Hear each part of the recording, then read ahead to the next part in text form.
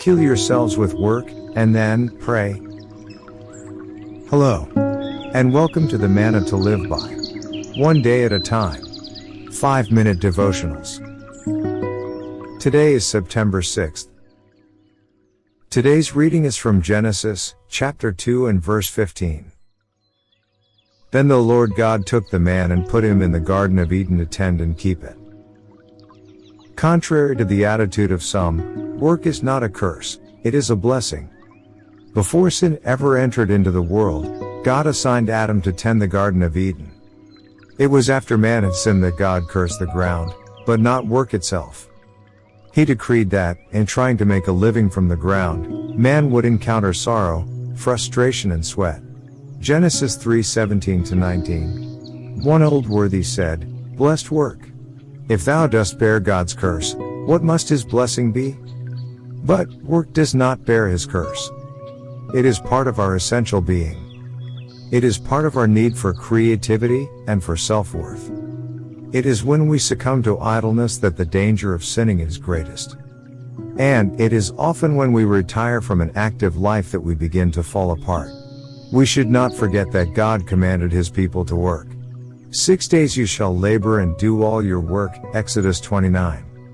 Men tend to overlook that, and to emphasize the other part that commands them to rest, on the seventh day. The New Testament labels the loafer as disorderly or unruly, and decrees that if a man won't work, he should be allowed to go hungry, 2 Thessalonians 3:6-10. The Lord Jesus is our supreme example of a hard worker. Ian MacPherson thus said, "What days of toil were his? What nights of laboring prayer? 3 years in the ministry made an old man of him." "You are not yet 50 years old," they said, making a rough guess at his age. 50? He was only 30. I will make no secret of it. Some people develop an allergy to work, because their job has some disagreeable feature. They should realize that no job is completely ideal. Every occupation has some drawback. But the Christian can do it to the glory of God, not somehow, but triumphantly. The believer labors not only to supply his own needs, but to help others who are in need, Ephesians 4:28. This adds a new, unselfish motive to work. Even in eternity we will work, for his servants shall serve him, Revelation 22:3. In the meantime, we should follow Spurgeon's advice, kill yourselves with work, and then pray yourselves alive again. Let's pray. Heavenly Father,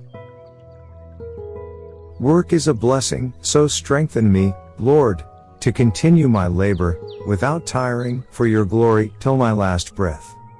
In Jesus' name. Amen. Kill yourselves with work, and then pray.